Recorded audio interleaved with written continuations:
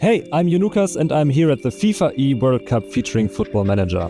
This is where the best Football Manager players in the world come together, and if you want to stand on this big stage someday, I've got 5 tips for you to help elevate your game to the next level. When you first open your game, it might look like this. To start a new game, you just click on Start a New Game, click on Career, and now you can choose a club from any of those leagues. You've got a lot of choices here, so choose wisely because you will be spending a lot of time with this team unless you get fired by your board. I will choose my favorite team from the second Bundesliga, which is the HSV. Let's go.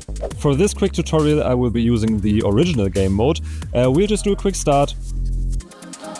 And once you're in the game, you can do everything a real-life Football Manager does.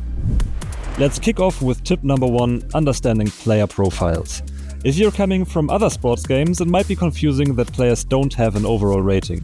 In Football Manager, player attributes are listed from 1 to 20, so look closely at your players to understand who's good at what. If this feels overwhelming, consider starting with a club whose players you already know a bit about. For guidance, there are also star ratings for current ability and potential ability, but remember, these ratings are always relative to your team. A 5-star player in a second division team might only be a 2-star player at Bayern Munich. After checking out our players, it's time for the heart of Football Manager, and this is tactics. If you're new to FM and find this part a bit daunting, that's okay, the game makes it easy to find the information you need to create your first tactical setup. For that, click on Squad Planner, hover over Report, and click Assistant Report. Here you can see an overview of your team's strengths and weaknesses. For example, our club, Hamburger SV, has good passing skills, is creative in possession, and has a strong ball control. With this information, let's go into the tactics screen.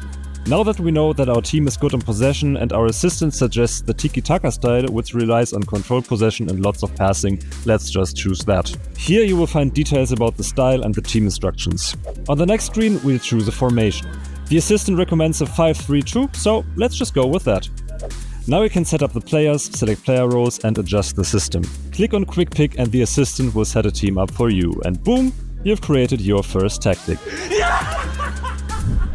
My third tip is keep your players happy. Praise them for good training performances or behavior and make sure to keep any promises you make for them throughout your save. Your tactics can be perfect, but an unhappy squad won't perform and you will be out of a job faster than you can say gegenpressing. I can't deal with it. I'm 30 years old.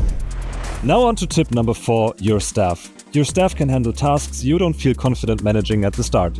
Whether it's hiring physios, handling press conferences or training youth players, delegate some of these tasks at the beginning so you can focus on what truly matters. Go to staff, then to responsibilities, then for example we go to training and click on Delegate to hand things over. My 5th and final tip, just have fun with the game. Remember, every master started as a beginner and even the Football Manager World Cup participants had to start small. Embrace defeats and challenges. If you get fired, keep playing, learn from your mistakes and apply for your next job. Think of Football Manager as a story-driven game and write your own story. Every great story has setbacks.